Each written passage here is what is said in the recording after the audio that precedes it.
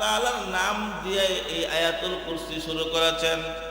মুহতারাম হাজিরিন, আল্লাহ পাক রব্বুল আলামিন এই আয়াতুল কুরসির ভিতরে কি কি বলছেন একটু শুনেন।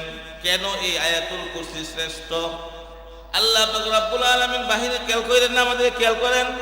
আল্লাহ পাক রব্বুল আলামিন বলেন, আল্লাহু লা ইলাহা ইল্লা হুয়াল হাইয়ুল কাইয়্যুম লা তাখুযুহু সিনাতুন ওয়ালা নাওম। আল্লাহ পাক রব্বুল আলামিন বলেন, তিনি এমন এক ইলাহ, তিনি ব্যতীত আর কোন ইলাহ বা মাবুদ বা সত্তা নাই, ঠিক কিনা? আল্লাহ পাক রব্বুল আলামিন এমন এক ইলাহ, এমন এক সত্তা, এমন এক মালিক। রাসূলুল্লাহ সাল্লাল্লাহু আলাইহি ওয়াসাল্লাম নিজে এই আয়াতটাকে বেশি বেশি তেলাওয়াত করেছেন এবং সাহাবায়ে কেরামদেরকে এই আয়াত বেশি বেশি তেলাওয়াত করার জন্য, বিশেষ করে 5 ওয়াক্ত ফরজ নামাজের সালাম ফেরানোর পরে তেলাওয়াত করার জন্য বেশি বেশি তাকিদ করেছেন। সুবহানাল্লাহ। এখান থেকেই বোঝা যায় যে যেই বিষয়ের প্রতি স্বয়ং রাসূল নির্দেশ দিয়েছেন, তাকিদ দিয়েছেন, রাসূল নিজে বেশি বেশি তেলাওয়াত করেছেন, সেই জায়গার মাঝে গুরুত্ব বোঝার জন্য এর চাইতে জরুরি কথা কি আর কোনো কিছু হতে পারে? শুধু তাই নয় মুহতারাম হাজিরিন, রাসূল করিম সাল্লাল্লাহু আলাইহি ওয়াসাল্লামের হাজার হাজার সাহাবায়ে কেরামের মধ্যে একজন সাহাবী ছিলেন, যে সাহাবীর নাম হলো উবাই ইবনে কাব রাদিয়াল্লাহু তাআলা আনহু। উবাই ইবনে কাব রাদিয়াল্লাহু তাআলা আনহু হাজার সাহাবীর ভিতরে যেরকম রাসূলের প্রিয় ছিলেন, ঠিক তেমনি ভাবে উবাই ইবনে কাব রাদিয়াল্লাহু তাআলা আনহুর কুরআন তেলাওয়াত ছিল প্রাণ কারা, মন কারা তেলাওয়াত। সুবহানাল্লাহ। একদিন উবাই ইবনে কাব রাদিয়াল্লাহু তাআলা আনহু সম্পর্কে স্বয়ং আল্লাহ তাআলা রাসূলকে নির্দেশ দিলেন। সুবহানাল্লাহ কইবেন না? কি নির্দেশ দিলেন? রাসূলকে আল্লাহ তাআলা উদ্দেশ্য করে, বন্ধু আমার, আপনার সাহাবী উবাই ইবনে কাব এর সামনে বসে আপনি আপনার জবানের তেলাওয়াত তাকে শোনান। সুবহানাল্লাহ বলেন। আল্লাহর নবী মুহাম্মদুর রাসূলুল্লাহ সাল্লাল্লাহু আলাইহি ওয়াসাল্লাম এই কথা শোনার পর সাহাবী উবাই ইবনে কাব রাদিয়াল্লাহু তাআলা আনহুকে ডাকলেন, ডেকে বললেন, কাব, আমার মালিক, তোমার মালিক আল্লাহ তোমার সামনে আমি তেলাওয়াত করে শোনাইতে বলছে। সুবহানাল্লাহ বলেন। এবার উবাই ইবনে কাব রাদিয়াল্লাহু তাআলা আনহু বলেন, সাম্মাকা, আল্লাহ পাক রব্বুল আলামিন কি সাম্মানি, আল্লাহ তাআলা কি আমার নাম নিয়েছেন? কি কয়? আল্লাহ তাআলা কি আমার নাম নিয়েছেন? রাসূলকে জিজ্ঞেস করেন।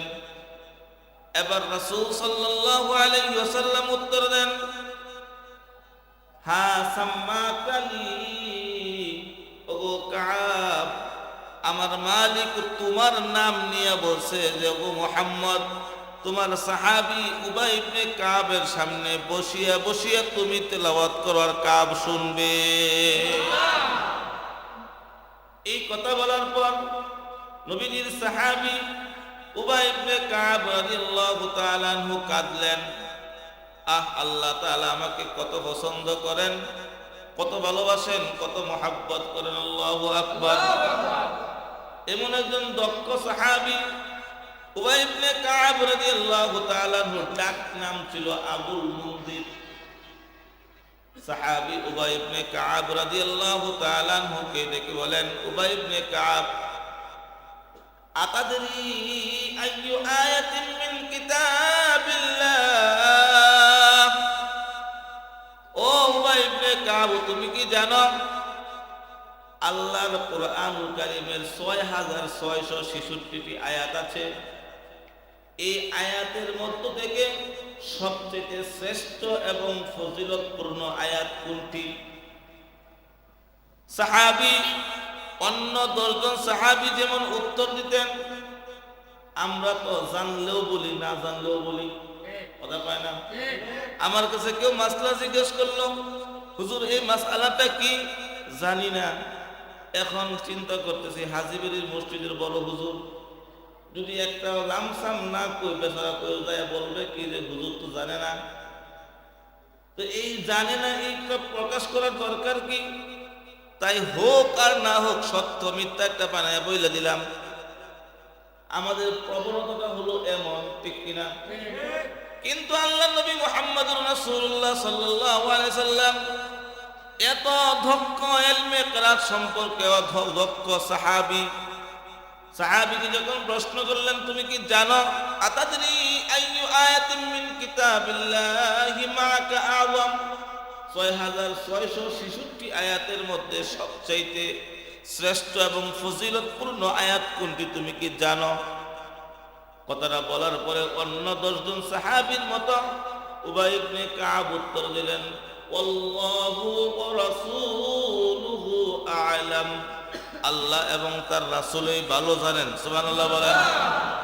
আবার অন্য রিওয়ায়াতের মাঝে আছে একবার দুইবার জিজ্ঞেস করলেন, উনি একই কথা বললেন, আল্লাহ এবং আল্লাহ রাসূলই ভালো জানেন। অন্য এক রিওয়ায়াতের মাঝে আছে সাহাবীকে বললেন, রাসূলুল্লাহ ওগো সাহাবী দেখো তুমি তো ইলমে কিরাত সম্পর্কে অনেক দক্ষ, তোমার অনেক জ্ঞান আছে আমি জানি, তুমি কি বলতে পারো না 6666 আয়াতের মাঝে সবচাইতে ফজিলতপূর্ণ কোন আয়াতটি? তৃতীয়বার প্রশ্ন করার পর নবীজির সাহাবী উবাই ইবনে কাব বলেন, আল্লাহু লা ইলাহা ইল্লা হুয়াল হাইয়ুল কাইয়্যুম। সুবহানাল্লাহ বলে দিলেন, ওগো আল্লাহর নবী মুহাম্মদুর রাসূলুল্লাহ সাল্লাল্লাহু আলাইহি ওয়াসাল্লাম 6666 আয়াতের মাঝে সবচেয়ে ফজিলতপূর্ণ আয়াত হলো আয়াতুল কুরসি। সুবহানাল্লাহ বলেন। এই কথা বলার পরে আল্লাহর নবী মুহাম্মদুর রাসূলুল্লাহ সাল্লাল্লাহু আলাইহি ওয়াসাল্লাম রাসূলের প্রিয় সাহাবী উবাই ইবনে কাবের ফাকালা ফাদরাবা ফি সাদরি, আল্লাহর নবী সাল্লাল্লাহু আলাইহি ওয়াসাল্লামের প্রিয় সাহাবী উবাই ইবনে কাবের বুকের মধ্যে হাত দিয়া একটা থাপা দিলেন আর বললেন, ওয়াল্লাহি লিয়াহলিকাল ইলমা আবাল মুনজির, ওগো আবুল মুনজির সাহাবী শুনো শুনো, তোমার প্রশংসা এবং কৃতজ্ঞতা করতেই হয়, কারণ আল্লাহ তাআলা তোমাকে অগাধ জ্ঞানের অধিকারী বানিয়েছে। মুহতারাম হাজিরিন, আয়াত থেকে হাদিস থেকে সুস্পষ্ট বোঝা যায় আয়াতুল কুরসি নামক যে আয়াতটা আছে এই আয়াতটা পবিত্র কুরআনুল কারীমের মধ্যে সবচেয়ে বেশি ফজিলতপূর্ণ আয়াত, ঠিক কিনা জোরে বলেন। মুহতারাম হাজিরিন, শুধু তাই নয়, আল্লাহ নবী মুহাম্মদুর রাসূলুল্লাহ সাল্লাল্লাহু আলাইহি ওয়াসাল্লামের এই যে আয়াতখানি আমি আপনাদের সামনে পেশ করলাম, আয়াতুল কুরসি, আয়াতুল কুরসিটা পুরা কোরআনের মাঝে এত শ্রেষ্ঠ হওয়ার কারণ কি?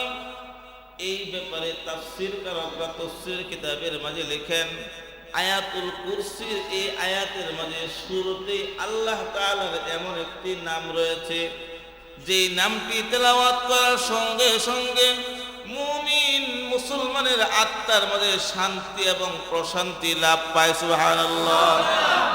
যেমন কুরআনুল কারীমের সূরা রাদ আয়াত নম্বর 28 আল্লাহ পাক রব্বুল আলামিন বলেন, আল্লাযীনা আমানু ওয়া তাতমাইন্নু কুলুবুহুম বিযিকরিল্লাহ, আলা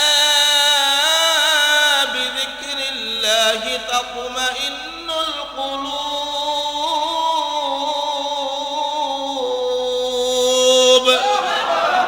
আল্লাহ পাক রব্বুল আলামিন বলেন, আল্লাহ পাক রব্বুল আলামিনের যতগুলো নাম আছে তন্মধ্যে আল্লাহ তাআলার জাতিগত সত্তাগত একটা নাম, সেটা হলো আল্লাহ।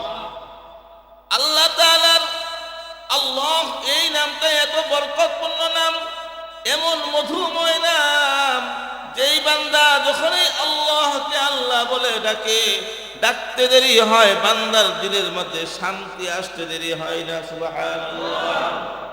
মুহতারাম হাজিরাত, দেখেন এই আল্লাহ নামটা দিয়াই আল্লাহ পাক রব্বুল আলামিন আয়াতুল কুরসিকে শুরু করছেন। যেমন এখানে আপনারা পড়েন, আল্লাহু লা ইলাহা ইল্লা হুয়াল হাইয়ুল কাইয়্যুম। আছে না নাই? আল্লাহ পাক রব্বুল আলামিন সূরা বাকারার 255 নম্বর আয়াতুল কুরসিটাকে আল্লাহ তাআলা শুরুই করেছেন আল্লাহ। বলেন না মুসলমানের আওয়াজে, জোরে বলেন না আল্লাহ। আল্লাহ তাআলার নাম দিয়ে এই আয়াতুল কুরসি শুরু করেছেন। মুহতারাম হাজিরিন, আল্লাহ পাক রব্বুল আলামিন এই আয়াতুল কুরসির ভিতরে কি কি বলছেন একটু শুনেন। কেন এই আয়াতুল কুরসি শ্রেষ্ঠ? আল্লাহ পাক রব্বুল আলামিন বাহিরে খেয়াল করেন না, আমাদের খেয়াল করেন। আল্লাহ পাক রব্বুল আলামিন বলেন, আল্লাহু লা ইলাহা ইল্লা হুয়াল হাইয়ুল কাইয়্যুম লা তাখুযুহু সিনাতুন ওয়ালা নাওম। আল্লাহ পাক রব্বুল আলামিন বলেন, তিনি এমন এক ইলাহ, তিনি ব্যতীত আর কোনো ইলাহ বা মাবুদ বা সত্তা নাই, ঠিক কিনা? আল্লাহ পাক রব্বুল আলামিন এমন এক ইলাহ, এমন এক সত্তা, এমন এক মালিক, এমন এক উপাস্য, যার তাকে ব্যতীত আর কেউ নাই দুনিয়াতে যে তার ইবাদত করবে। অর্থাৎ তিনি একমাত্র ইবাদত পাওয়ার যোগ্য, ঠিক কিনা? জোরে বলেন। মুহতারাম হাজিরিন, বলবেন হুজুর কেন? আল্লাহ তাআলাই একমাত্র ইলাহ, তা তিনি আমাদের থেকে ইবাদত পাওয়ার একমাত্র যোগ্য, আর কেউ ইবাদত পাওয়ার যোগ্য নাই। এই কথার উত্তর আমাকে দিতে হবে না, আল্লাহ পাক রব্বুল আলামিনের নবী আল্লাহ পাক রব্বুল আলামিন নিজেই পবিত্র কুরআনুল কারীমের মধ্যে উত্তর দিয়েছেন। আল্লাহ পাক রব্বুল আলামিন এই আল্লাহু লা ইলাহা ইল্লা হুয়াল, আল্লাহু লা ইলাহা ইল্লা হুয়ার পরে দেখেন আয়াতের ভিতরে আছে আল হাইয়ুল কাইয়্যুম লা তাখুযুহু সিনাতুন ওয়ালা নাওম। আল্লাহ রাব্বুল আলামিন বলেন, আল্লাহ তাআলা এমন এক সত্তা, এমন এক ইলাহ, খেয়াল করে শুনেন, শিখতে পারবেন অনেক কিছু। আল্লাহ তাআলা এমন এক সত্তা, এমন এক ইলাহ, এমন এক প্রভু। আল্লাহ পাক রব্বুল আলামিন বলেন আল হাইয়ু আল কাইয়্যুম, দুইটা শব্দ এখানে ব্যবহার করেছেন। দুইটা শব্দের অর্থ হলো আল্লাহ পাক রব্বুল আলামিন চিরঞ্জীব এবং সুপ্রতিষ্ঠিত। সুবহানাল্লাহ বলেন। আল্লাহ পাক রব্বুল আলামিনের কোনো মৃত্যু নাই, আল্লাহ তাআলার কোনো ধ্বংস নাই, আল্লাহ তাআলার কোনো ঘুম নাই, ঠিক কিনা? জোরে বলেন। আল্লাহ পাক রব্বুল আলামিন বলেন লা তাখুযুহু সিনাতুন ওয়ালা নাওম। আল্লাহ পাক রব্বুল আলামিনের কোনো ঘুম নাই, ক্রন্দাচ্ছন্ন নাই। সুবহানাল্লাহ। মুহতারাম হাজিরিন, আল্লাহ পাক রব্বুল আলামিন সুপ্রতিষ্ঠিত, আল্লাহ তাআলা চিরঞ্জীব। পৃথিবীর বুকে আপনারা জানেন মক্কার কাফেররা, মুশরিকরা শত শত হাজার হাজার মাবুদ বানাইছে, কিন্তু ওই মাবুদদের ভিতরে এমন একজনও ছিল না, এমন একজন খোদাও নাই যে তারা মানুষের ইবাদত পাওয়ার যোগ্যতা রাখে, ঠিক কিনা? জোরে বলেন। কিন্তু আল্লাহ তাআলা বলেন আমি এমন এক ইলাহ, এমন এক সত্তা, এমন এক মাবুদ যে একমাত্র আমি ইবাদত পাওয়ার যোগ্য। সুবহানাল্লাহ। মানুষ সুপ্রতিষ্ঠিত হইতে গেলে অন্যের সহযোগিতা লাগে, কথা বলেন। অন্যের সহযোগিতা ছাড়া কেউ কোনদিন দুনিয়াতে প্রতিষ্ঠা লাভ করতে পারে না। একজন মানুষ সরকার গঠন করবে, সে নিজে নিজে কোনোদিন সরকার গঠন করতে পারে না। যদি দেশের জনগণ, তার দলের কর্মীরা যদি তার পক্ষে কাজ না করে, কোনোদিন সে আপনার সরকার গঠন করতে পারবে না, ঠিক কিনা? জোরে বলেন। কিন্তু আল্লাহ বলেন, দুনিয়ার বান্দা বান্দিরা তোমরা শুনে রাখো, আমি এমন এক ইলাহ, আমি এমন এক মালিক, আমি এমন এক প্রভু, আমি চিরঞ্জীব, আমি সুপ্রতিষ্ঠিত হওয়ার জন্য দুনিয়ার কোন ব্যক্তির সহযোগিতার প্রয়োজন নাই। শুধু তাই নয় মুহতারাম হাজিরিন, আল্লাহ এরপরই বলেন লা তাখুযুহু সিনাতুন ওয়ালা নাওম। আল্লাহ পাক রব্বুল আলামিন ঘুমায়ও না, আল্লাহর ঘুমের ভাবও হয় না। আল্লাহ পাক রব্বুল আলামিন দেখেন দুনিয়ার মানুষ একটু ক্লান্ত পরিশ্রান্ত হলেই কোনো না কোনো একটা সময় তাকে ঘুমাতেই হয়। যদি না ঘুমায় তার মাথা ঠিক নাই, শরীরে ক্লান্তি চলে আসে। কেমন যেন কোনো মানুষ যদি দেখবেন লাগাতার 1 ঘন্টা 2 ঘন্টা 5 ঘন্টা 3 দিন 2 দিন 1 রাত 2 রাত না ঘুমায়, 2 রাত পরে তার খাওয়া দাওয়া ভালো লাগে না, কথা বলাও ভালো লাগে না, কর্ম ভালো লাগে না, ঠিক কিনা জোরে বলেন? কিন্তু আমার মালিক, আপনার মালিক আল্লাহ পাক রব্বুল আলামিন এমন এক সত্তা, এমন এক ইলাহ, যেই ইলাহর কোনো সময় ঘুমের প্রয়োজন হয় না। আল্লাহু আকবার বলেন। ঘুমায় না বিষয় ঘুমান্ত নাই। মাঝে মাঝে মানুষ যে জিমায়, আল্লাহ বলেন লা তাখুযুহু সিনাতুন ওয়ালা নাওম। আমি আল্লাহ তো ঘুমাই না, এমনকি আমার তন্দ্রাচ্ছন্ন বাবু। প্রশ্ন করতে পারেন, হুজুর এই মানুষের ঘুমের সাথে মানুষের ঘুমের সাথে মৃত্যুর একটা সুন্দর মিল আছে, আছে না? মানুষের ঘুমের সাথে মৃত্যুর একটা সুন্দর মিল আছে। মানুষ যখন ঘুম যায় মনে হয় যে সে মারাই গেছে, তার রূহটা তার ভিতরে থাকে না, দূরে চলে যায়। আবার যখন সে ঘুম থেকে জাগার সময় হয়, মালিক কুদরতি ভাবে তার রূহটা তার ভিতরে ঢুকায় দেয়, ঠিক কিনা জোরে বলে? এই জন্য আল্লাহ নবী মুহাম্মদুর রাসূলুল্লাহ সাল্লাল্লাহু আলাইহি ওয়াসাল্লাম হাদিস শরীফের মধ্যে ইরশাদ করেন, যখন আল্লাহ তাআলা রাসূল সাল্লাল্লাহু আলাইহি ওয়াসাল্লাম ঘুম যাইতেন, যখন ঘুমের সময় তিনি প্রথমেই বলতেন বিইসমিকা আল্লাহুম্মা আমুতু ওয়া আহইয়া। আমি আল্লাহ পাক রব্বুল আলামিনের নামে ঘুমাইতেছি এবং আমি আল্লাহ পাক রব্বুল আলামিনের নামে আবার জাগ্রত হইতেছি, ঠিক কিনা জোরে বলেন? শুধু তাই নয়, আবার যখন আল্লাহ নবী সাল্লাল্লাহু আলাইহি ওয়াসাল্লাম ঘুম থেকে জাগতেন, তখন ঘুম থেকে জাগার সঙ্গে সঙ্গে আল্লাহ নবী মুহাম্মদুর রাসূলুল্লাহ সাল্লাল্লাহু আলাইহি ওয়াসাল্লাম আবার বলতেন আলহামদুলিল্লাহিল্লাযী আহইয়ানা বা'দামা আমাতানা ওয়া ইলাইহিন নুশুর। আল্লাহ পাক রব্বুল আলামিনের বান্দা আল্লাহ তাআলার নবী কোরআনের এটা আয়াত, আলহামদুলিল্লাহিল্লাযী আহইয়ানা বা'দামা আমাতানা ওয়া ইলাইহিন নুশুর। সকল প্রশংসা কার? মুসলমানের আওয়াজে জোরে বলেন, সকল প্রশংসা কার? আল্লাহ পাক রব্বুল আলামিন বলেন আলহামদুলিল্লাহিল্লাযী আহইয়ানা বা'দামা আমাতানা ওয়া ইলাইহিন নুশুর। সমস্ত প্রশংসা ওই আল্লাহ তাআলার জন্য যিনি ঘুমের পরে আবার জাগ্রত করে। সুবহানাল্লাহ বলেন। মরণের পরে আবার কে জাগ্রত করায়? আল্লাহ তাআলা। আবার আল্লাহ তাআলা এই আয়াতের শেষাংশে বলেছেন ওয়া ইলাইহিন নুশুর। বান্দা তুমি যেখানেই থাকো, যেভাবেই ঘোরাফেরা করো, একটা কথা মনে রাখো, সব শেষ আমি মালিকের কাছে তোমাকে আসতেই হবে, ঠিক কিনা জোরে বলেন? মুহতারাম হাজিরিন বলবেন, হুজুর এবার আসেন আমি আপনাদের একটু বলি, আয়াতুল কুরসির মধ্যে আল্লাহ তাআলা বলছেন লা তাখুযুহু সিনাতুন ওয়ালা নাওম। আল্লাহ ঘুমায়ও না, আল্লাহ তন্দ্রাচ্ছন্ন হয় না কেন? এর উত্তরে মুফাসসিরিনে কেরাম তাফসীরের কিতাবের মধ্যে লিখেন আল্লাহ পাক রব্বুল আলামিন ঘুমান না এই কারণে, আমাদের দেশে যখন আপনারা গাড়ি ঘোড়া নিয়ে ঢাকা শহর বিভিন্ন গ্রাম কি অঞ্চলে চলেন, বিভিন্ন আপনার পয়েন্টে চলেন, সারা দেশের পয়েন্টে কিন্তু আপনার ট্রাফিক পুলিশ নিয়োগ দেওয়া আছে।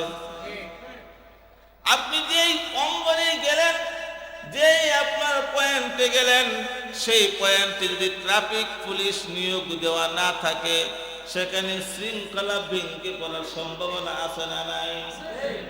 আছে না নাই? কারণ ট্রাফিক পুলিশ না থাকলে যেমন শৃঙ্খলা ভেঙে যায়, মানুষ আপনার দুর্ভোগের শিকার হয়, দুর্ঘটনার শিকার হয়, ঠিক তদ্রুপভাবে আল্লাহ পাক রব্বুল আলামিন এই বান্দা বান্দির জন্য, সমস্ত মাখলুকের জন্য আল্লাহ তাআলা ট্রাফিক পুলিশের কাজ 24 ঘন্টায় করতেছে। সুবহানাল্লাহ। মুফাসসিরিনে কেরাম তাফসীরের কিতাবে লিখেন, মালিক এজন্য ঘুমায় না, আল্লাহ পাক রব্বুল আলামিন ট্রাফিক পুলিশের মতো কাজ করে। কারণ একজন বান্দা যখন রাতের বেলা হয়ে যায়, অসুস্থ হয়ে গেল বান্দা, রাতের বেলায় অন্ধকারাচ্ছন্ন অবস্থায়, আপনার তেমন চলাচলের রাস্তা নাই, গহীন জঙ্গলের মাঝখানে বান্দা অসুস্থ, ওই সময় বান্দা যদি মালিক বলে ডাক দেয়, কে শুনবে? তাই আল্লাহ পাক রব্বুল আলামিন বলেন, ওরে বান্দা, তুই যখন গহীন জঙ্গলে আধার রাতের ভিতরে বসে বিপদগ্রস্ত অবস্থায় আমি মালিক বলে ডাক দিবি, আমি যদি জাগনা না থাকি, আমি জাগ্রত না থাকি, তোর ডাকে কে সাড়া দিবে? এই জন্য আমি আল্লাহ তাআলা ঘুমাই না। সুবহানাল্লাহ। সারা রাত মানুষ চলতেছে নদীর পথে, সমুদ্র পথে, গহীন সমুদ্রের মধ্যে যাইয়া ঝড় বাতাস শুরু হয়ে গেল, আর ওই সময় মানুষগুলো বিপদগ্রস্ত হয়ে গেল। ওই বিপদের সময় বান্দা আল্লাহকে ডাক দিল, আল্লাহ যদি ঘুমায় বান্দার ক্ষতি হবে কিনা? তাই আল্লাহ তাআলা বলে, বান্দারে, আমার এত মায়া, এত দয়া, এত মহব্বত, এত ভালোবাসা, আমার তোর প্রতি দয়া, তোর প্রতি মায়া, তোর ভালোবাসায় আমি আল্লাহ তাআলাকে ঘুমাইতে দেই না। মুহতারাম হাজিরিন, তাই আল্লাহ পাক রব্বুল আলামিন কুরআনুল কারীমের সূরাতুল বাকারার 255 নম্বর আয়াতের শুরু লগ্নে আল্লাহ তাআলা বলেন, লা তাখুযুহু সিনাতুন ওয়ালা নাওম। আল্লাহ তাআলা ঘুমায়ও না, আল্লাহ তাআলা ঘুমের বাবও হয় না। মুহতারাম হাজিরিন, এই জন্য আয়াতুল কুরসির মধ্যে এটাও একটা বড় শিক্ষা যে মালিক বান্দার দয়ায়, বান্দার ভালোবাসায়, বান্দার প্রতি দয়া করতে গিয়ে আল্লাহ তাআলা কখনোই ঘুমায় না। ঠিক কিনা জোরে বলেন? এরপরে আল্লাহ পাক রব্বুল আলামিন বলেন, লাহু মা ফিস সামাওয়াতি ওয়া মা ফিল আরদ। আল্লাহ পাক রব্বুল আলামিন এই আয়াতের আরেকটা শব্দের মধ্যে বলেন, লাহু মা ফিস সামাওয়াতি ওয়া মা ফিল আরদ। আসমান এবং জমিনের নেতৃত্ব আর কর্তৃত্ব সব কিছুর মালিক কে? মুখটা কইলে যারা বলেন নাই, আবারও মুসলমানের আওয়াজে জোরে বলেন, কে? আল্লাহ পাক রব্বুল আলামিন বলেন, লাহু মা ফিস সামাওয়াতি ওয়া মা ফিল আরদ। আসমান এবং জমিনের মালিকত্ব, কর্তৃত্ব, নেতৃত্বের মালিক একমাত্র আল্লাহ।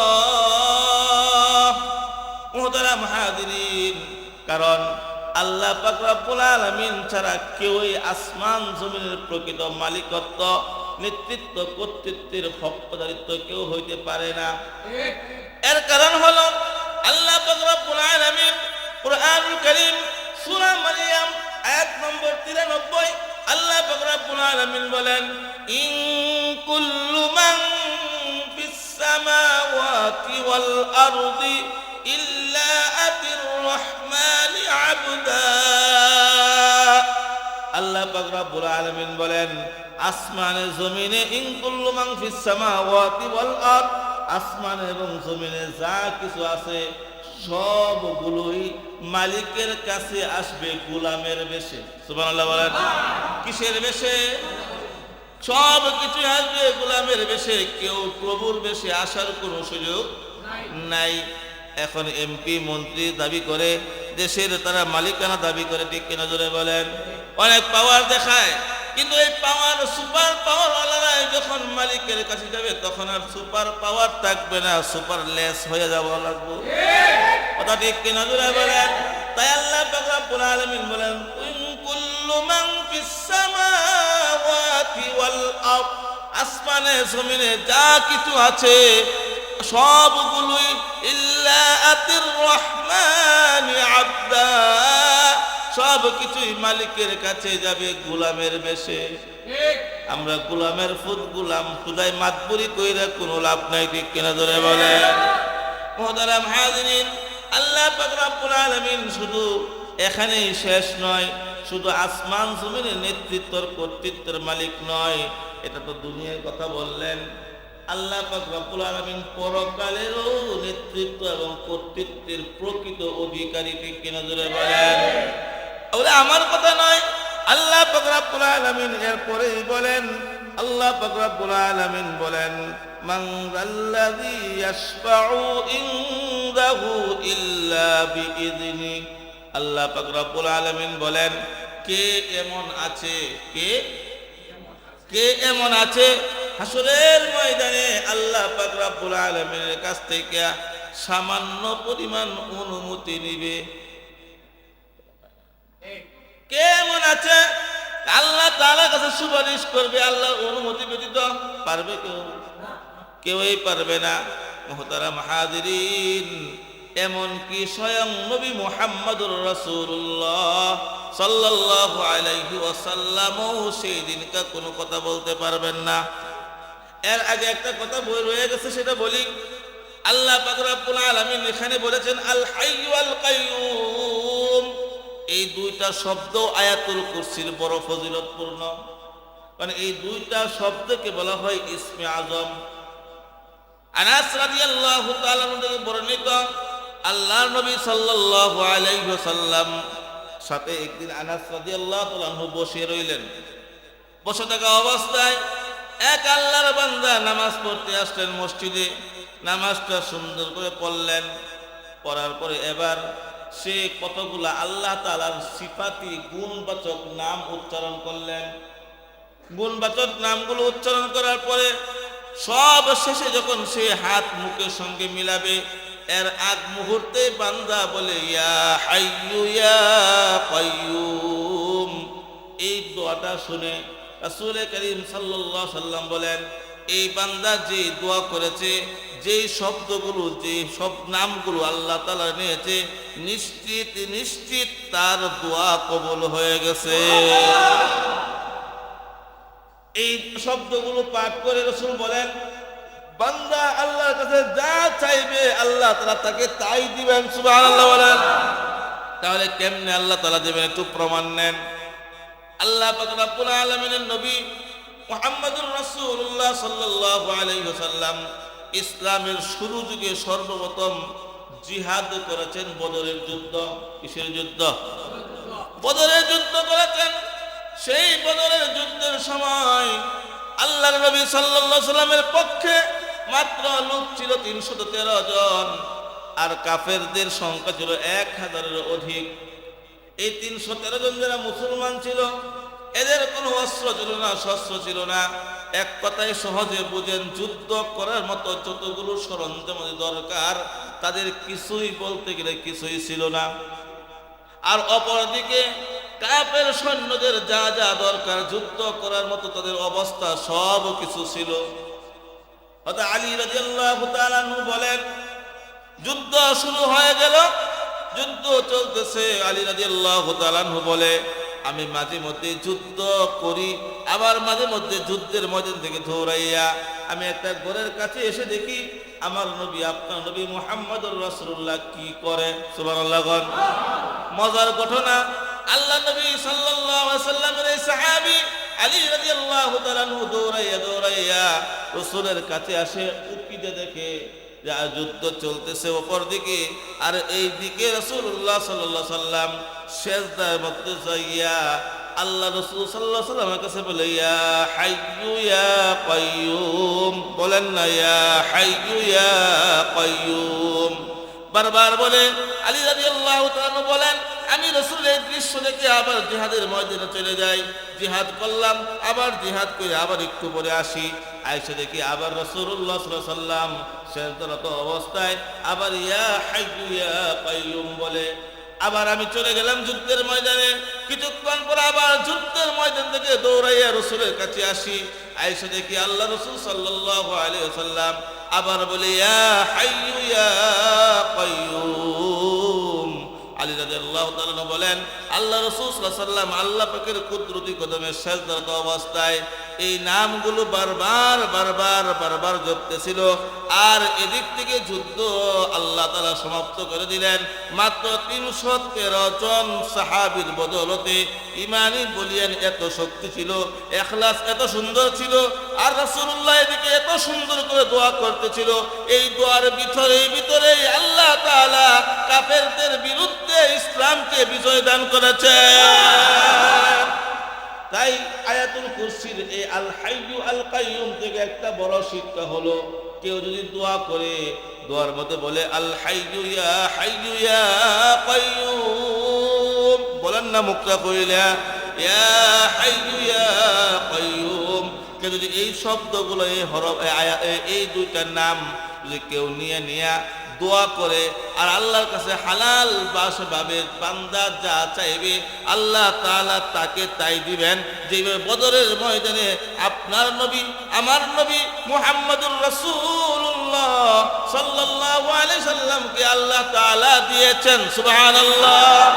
মুহতারাম হাজিরিন, তাই বলি আয়াতুল কুরসির মধ্যে এটাও একটা বড় শিক্ষা। এই কারণেই আল্লাহ তাআলার বান্দারা তাফসীরের কিতাবের মাঝে লেখেন আল্লাহ রাসূল নিজেই বলেছেন 6666টি আয়াতের মাঝে সবচেয়ে ফজিলতপূর্ণ এবং বরকতপূর্ণ আয়াত হলো এই আয়াতুল কুরসি। এরপরে আল্লাহ পাক রব্বুল আলামিন, আমি বলতেছিলাম আল্লাহ পাক রব্বুল আলামিন বলেন মান যাল্লাযী ইয়াশফাউ ইনদাহু ইল্লা বিইذনিহি, কে আছে এমন যে আল্লাহ পাক রব্বুল আলামিনের অনুমতি ব্যতীত মালিকের কাছে সুপারিশ করবে। তাফসীরে যদিও আমার আলোচ্য বিষয় এটা না, শাফাত আমার আলোচ্য বিষয় নয়, তবে আয়াতের প্রসঙ্গে সামান্য একটু না বললে আপনারা বুঝবেন না। আল্লাহু আকবার, আল্লাহু আকবার, আল্লাহু আকবার। হাদিসের কিতাবের মধ্যে আসছে আল্লাহ রাসূল সাল্লাল্লাহু আলাইহি ওয়াসাল্লাম হাদিসের মধ্যে বলেন হাশরের ময়দানে অনেক অনেক অনেক বিশাল এক জামাত মানব দানবের একটা জায়গায় একত্রিত হবে, আর এদিক থেকে মানুষ বিভীষিকাময় অবস্থার সম্মুখীন হবে। কিন্তু ওই সময় বিচার কার্যক্রম শুরু হবে না, মানুষ শুধু আসন গেড়ে দাঁড়িয়ে থাকবে বিপদগ্রস্ত অবস্থায়, আর প্রহর গুনতে থাকবে কখন না জানি বিচারের কার্যক্রম শুরু হয়।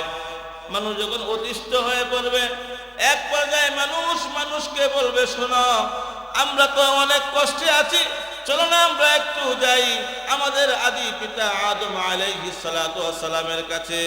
আদম আলাইহিস সালাতু ওয়াস সালাম তো প্রথম নবী, ওনার কাছে গেলে উনি যদি সুপারিশ করেন অন্ততপক্ষে বিচারটা শুরু হয়ে যাক, বিচারের পরে যা হবার হবে। এর কারণ হলো মানুষ অতিষ্ঠ হয়েছে, সহ্য করতে পারতেছে না। এমন অবস্থায় আদম আলাইহিস সালাতু ওয়াস সালামের কাছে একদল প্রতিনিধি যাবেন। যাওয়ার পরে আদম নবী বলবেন দেখো ভাই, আমার পক্ষে সুপারিশ করা সম্ভব না, আমার পরবর্তী নবী তোমরা নূহ আলাইহিস সালাতু ওয়াস সালামের কাছে যাও। তারা নূহ আলাইহিস সালাতু ওয়াস সালামের কাছে যাবেন। নূহ আলাইহিস সালাতু ওয়াস সালাম বলবেন মাফ চাই, আমার পক্ষে আজকে সুপারিশ করা সম্ভব না, আমার পরবর্তী নবীর কাছে যাও।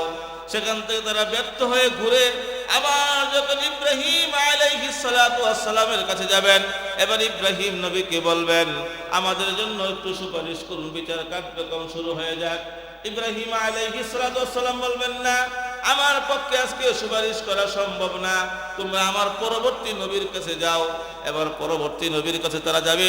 পরবর্তী নবী হলো মূসা আলাইহিস সালাতু ওয়াস সালাম। মূসা আলাইহিস সালাতু ওয়াস সালামকে বলবেন আপনি তো কালিমুল্লাহ, আল্লাহর সঙ্গে একটা কথা বলতে চাইলে আল্লাহ, আপনি আল্লাহর সঙ্গে ডবল কথা বলছেন। আজকে হাসরবাসী খুব বিপদগ্রস্ত অবস্থায় আছে, মালিককে একটু বলেন না আল্লাহ তাআলা যেন হাসরের কার্যক্রম শুরু করে দেয় আর আমরা রেহাই পেয়ে যাই। হযরত মূসা আলাইহিস সালাম বলবেন না না না না ভাই, দেখো আমার পক্ষে আজকে সুপারিশ করা সম্ভব না, আমার পরবর্তী নবীর কাছে, পরবর্তী নবী হবেন সর্বশেষ নবী, আমাদের নবীর আগের নবী হযরত ঈসা আলাইহিস সালাম। ঈসা নবীর কাছে আসবেন, ঈসা বলবেন ভাই দেখো আমাদেরকে বাঁচাও, একটু সুপারিশ করো। এবারে ঈসা আলাইহিস সালাম বলবেন না না ভাই, আমার পক্ষে আজকে সুপারিশ করা সম্ভব না। আল্লাহ তাআলার রূপ আজকে কাহ্হার রূপ, এই কাহ্হার রূপের কাছে আমের মতো এই মুসা যাওয়ার কোনো অধিকার রাখি না। আল্লাহু আকবার। কি অবস্থা হবে হাসরের ময়দানে। এবার মুসা ঈসা আলাইহিস সালাতু ওয়াস সালাম যখন যাবেন, ঈসা একই উত্তর দিবেন, তবে ঈসা আলাইহিস সালাতু ওয়াস সালাম শেষে একটা কথা বলবেন, ভাই তোমরা আসছো, আমি সুপারিশ করতে পারবো না, তবে আজকের এই দিনে সুপারিশ করার মতো একজন ব্যক্তি আছে, তার কাছে আমি তোমাদেরকে পাঠাইতে পারি, উনি একমাত্র যোগ্য আজকে এই অবস্থার মধ্যে সুপারিশ করার। তিনি কে হবেন জুড়ে বলেন? আমাদের নবী মুহাম্মদুর রাসূলুল্লাহ সাল্লাল্লাহু আলাইহি ওয়াসাল্লাম দৌড়াইয়া সমস্ত হাসরবাসী মুহাম্মদুর রাসূলুল্লাহ সাল্লাল্লাহু আলাইহি ওয়াসাল্লামের কাছে আসবেন। এবার বুখারী মুসলিম শরীফ খুলেন, বুখারী এবং মুসলিম শরীফের মধ্যে আসছে আল্লাহ রাসূল সাল্লাল্লাহু আলাইহি ওয়াসাল্লাম তখন ভয় পাবেন, সুপারিশ করার সাহস পাবেন না, আল্লাহ তাআলা তাও সুপারিশ করবেন না।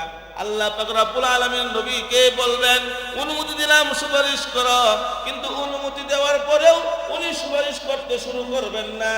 এমতো অবস্থায় আল্লাহ রাসূল বলেন, আমি ওই সময় সিজদায় যাব। আল্লাহু আকবার। আমি সিজদায় যাওয়ার পরে সাহাবায়ে কিরামকে বলেন, আমি ওই সিজদায় গিয়ে কি তখন বলবো আমি এখন বলতে পারবো না। যখন সিজদায় যাব, সিজদায় যাওয়ার পরে আল্লাহর নবী সাল্লাল্লাহু আলাইহি সাল্লাম বলেন, আল্লাহ তাআলা আমার ব্রেনের ভিতরে ঢাইলা দিবেন, ওই সময় আল্লাহকে কি বলে আমি ডাকবো। আল্লাহু আকবার। আল্লাহ নবী সাল্লাল্লাহু আলাইহি সাল্লাম বলেন, আমি যখন সিজদায় যাব ওই সময় মালিক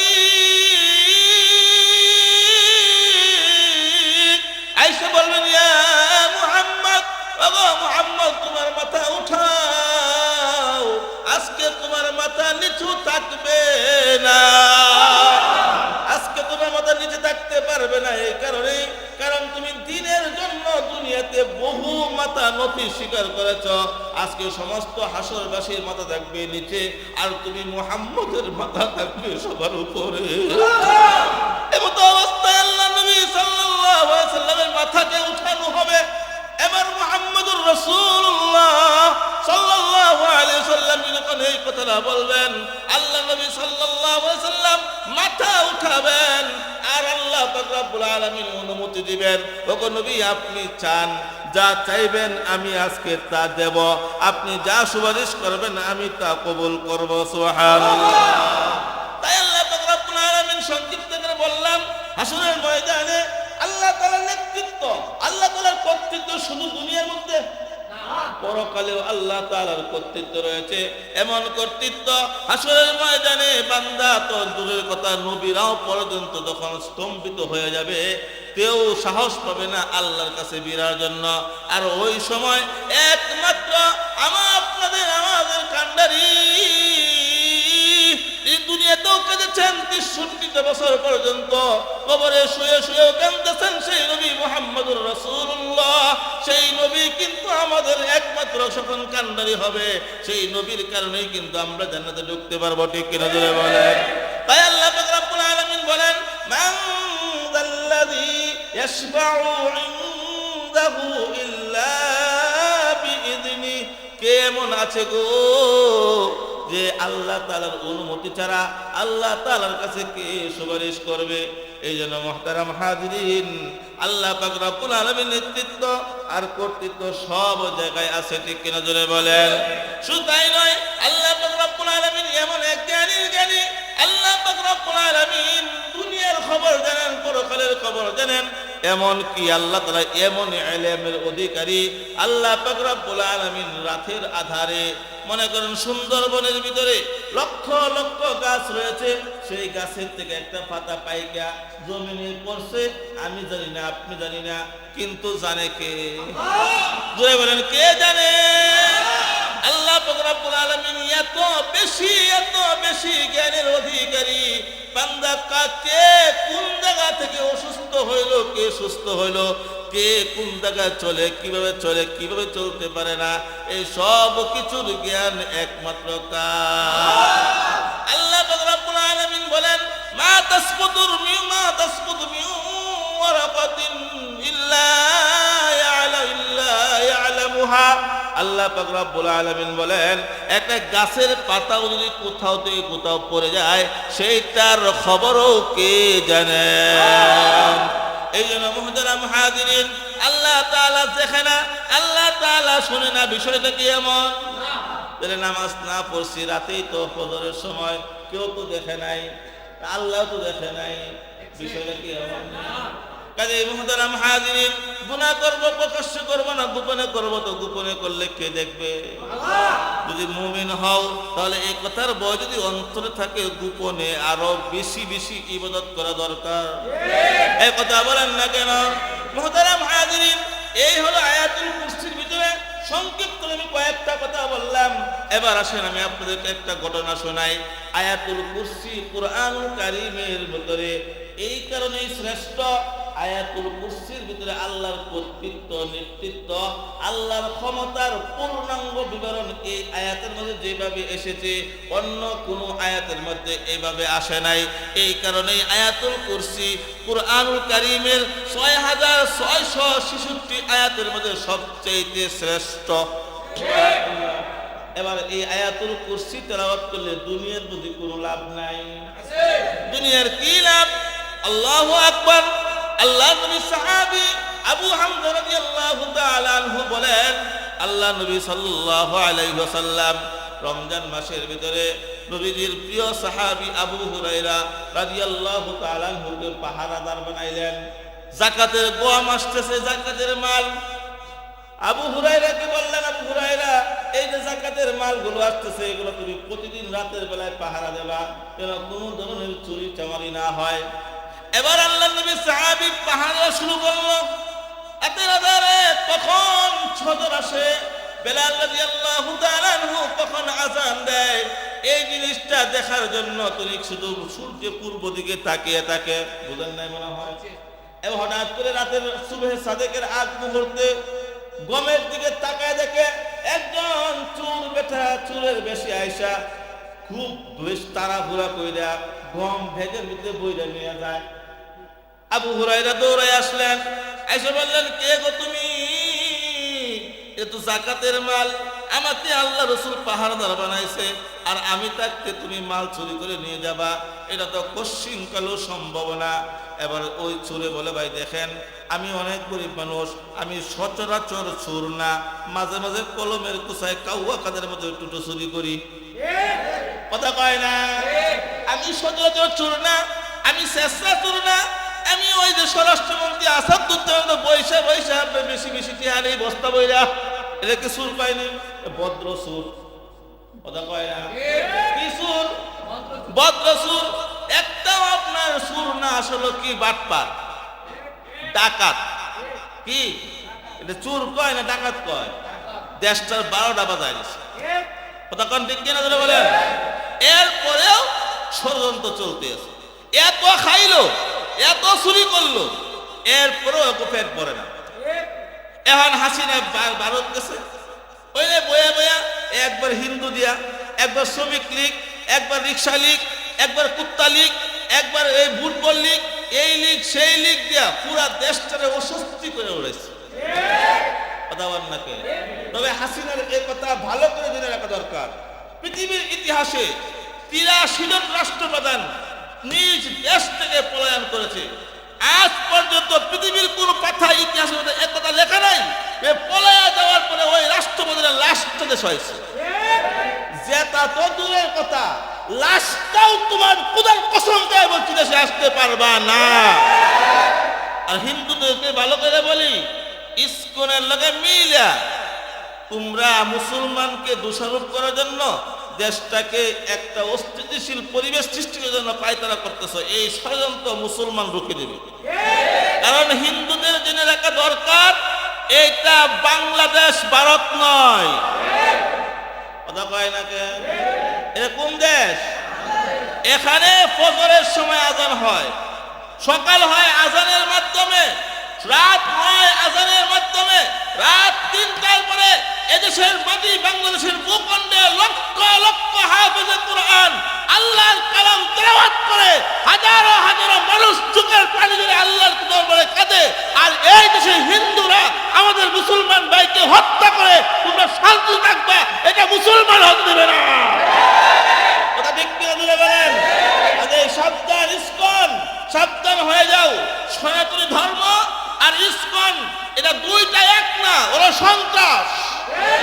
সন্ত্রাস কোনদিন বাংলাদেশের লালন করে নাই, করবে না, ঠিক না ধরে বলেন? যদি তোমরা ইট মারো আমরা ফাটকেলতে বাধ্য হব।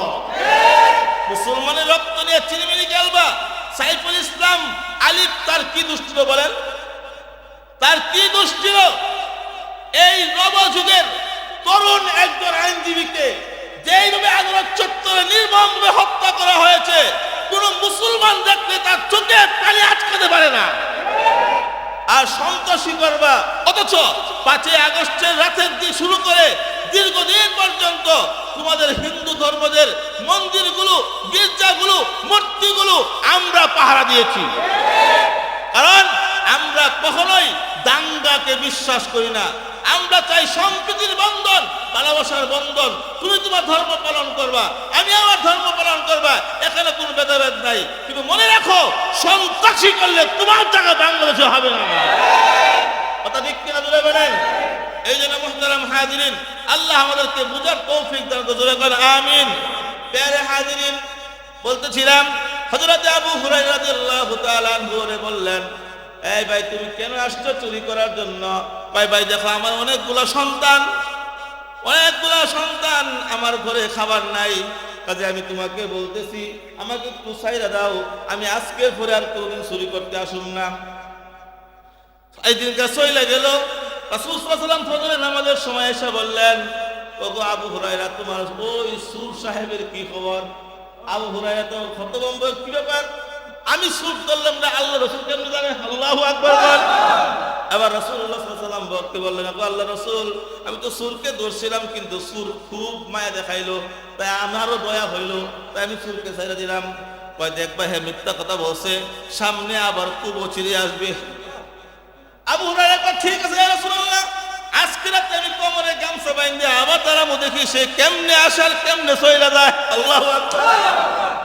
আবার যখন এই কথা বলছে, পরের দিন ঠিক ওই টাইমে আবার সুর সাহেব উপস্থিত, আবার মাল নিয়ে যায় বাসা। এবার আবু হুরায়রা কমা ধরে, আজকে আর তোমার কোনো গতি নাই, আজকে তোমারে ধরছি তো ধরছি, এই মতো অবস্থায় তোমার রাসূলের দরবারে নিয়ে যাব। এবার কয় ভাই দেখো আমার এই সমস্যা সেই সমস্যা, আমি খুব অবস্থা খারাপ, আমার আজকে ছাইরে দাও, আমি আর কোনোদিন আসুন না। আবু হুরায়রা দয়ালু মানুষ, আবার ছেড়ে দিচ্ছে। এবার রাসূল কয় কি ব্যাপার? সাল্লাল্লাহু আলাইহি ওয়াসাল্লাম কয় হে রাসূলুল্লাহ, খুব জামানা দেখাইলো, মায়া হয়েছে তাই ছেড়ে দিচ্ছে। এবার কয় একবার মিথ্যা কথা বলছে, আবার আসবো। এবার 3য় দিন আবার আসলো, এবার পাহারায় বসছে, পাহারায় বসার পরে আবারও সে মাল নিয়ে যায়। এবার আজকে এমন ধরা ধরছে, ভাই আজকে তুমি আর যাইতে পারবে না। ভাই বাইরে ভাই দেখ, আমি আসলে রঙে চুরি করতে আহি নাই, কারণ এই যে কাউয়া কাদের চুরি করছে কি রঙে চুরি করছে? চিন্তা করছে বাংলাদেশটা বেশি মাত্র একটা বাড়ি করছি লন্ডনে, আর একটা বাড়ি কখন করবো, এই দান দেশে চুরি করছে। কথা কন না কে? তাই ভাই আমি কি চুরি করছি ভাই রঙে না, আমার অনেক ফুলাফান আছে, অবাস খাইতে পাই না, এই জন্য চুরি করলাম। কাজে ভাই তুমি আমাকে ছাইরা দাও। কয় না ছাড়ুম না। কয় একটা কাজ করি, তোমার এমন একটা জিনিস শিক্ষা দেব, ওই জিনিসটার বিনিময় হলে আমার একটা ছাইরা দাও, আমি আর জীবনে চুরি করুম না। আর এই শিক্ষার পরে তুমি দুনিয়া এবং আখিরাতে প্রভূত কল্যাণ লাভ করতে পারবে। এবার আবু হুরায়রা কয়, যদি এটাই যদি হয় শিখতেই পারি, তাহলে এলেম শিখতে অসুবিধা কি? দাও তোমার ছেড়ে দেবো। এবার কয় শোনো, যখন তুমি রাতের বেলা শুইতে যাইবা, শোয়ার মুহূর্তে যখন তুমি বলবা আল্লাহু লা ইলাহা ইল্লা হুয়াল হাইয়ুল কাইয়্যুম লা তাখুযুহু সিনাতুন ওয়ালা নাওম, তুমি যদি এই আয়াতুল কুরসি পড়ো, দুনিয়ার মাল সম্পদ, গাড়ি বাড়ি, ব্যাংক ব্যালেন্স সমস্ত কিছু আল্লাহ তাআলা এই আয়াতের নেগরান ফেরেশতা তোমাকে হেফাজতে নিয়ে যাবে, কোনো বিপদ আপদ হবে না। এই কথা শুনে আবু হুরায়রা ঠিক আছে, এত সুন্দর জিনিস শিক্ষা দিলা, এই শিক্ষা দেওয়ার পরে তোমরা ছাইরা দিলাম। এবার ছাইরা দিল। এবার রাসূলুল্লাহ বলল, কি খবর তোমার সুর সাহেবের? রাসূলুল্লাহ আমাকে একটা জিনিস শিক্ষা দিছে, এই কারণে আজকে দয়া হয়েছে তাই ছাইরা দিছি। কয় কি শিক্ষা দিছে? বলছে আমাকে আয়াতুল কুরসি শিক্ষা দিছে। এবার রাসূলুল্লাহ সাল্লাল্লাহু আলাইহি ওয়াসাল্লাম বললেন যে যদিও লোকটা মিথ্যাবাদী, কিন্তু তোমাকে যে জিনিসটা শিক্ষা দিলেন এই জিনিসটা বড়ই দামি। কি বুঝলেন এই হাদিস দ্বারা? তুমি আয়াতুল কুরসি দুনিয়াতে পড়ে তার মাল, বউ, বাচ্চা, অর্থ সম্পদ যা কিছু আছে সব কিছু সংরক্ষণ করবেন কে? সবশেষে এক মিনিটে বলে শেষ করছি। আরেকটা কথা হলো, যদি কোনো ব্যক্তি এই আয়াতুল কুরসি দৈনন্দিন 5 ওয়াক্ত নামাজের পরে পরে তার পরকালীন লাভটা কি একটু শুনেন। এটা বলে আমার শেষ কথা কোরআন শরীফ রেখে দিলাম। আন আবি উমামা রাদিয়াল্লাহু তাআলা আনহু قال قال রাসূলুল্লাহ সাল্লাল্লাহু আলাইহি ওয়াসাল্লাম ইদা রাসূল সাল্লাল্লাহু আলাইহি ওয়াসাল্লাম বলেন إذا قال آية الكرسي في دبر كل صلاة مكتوبة لم يمنعه من دخول الجنة إلا أن يموت।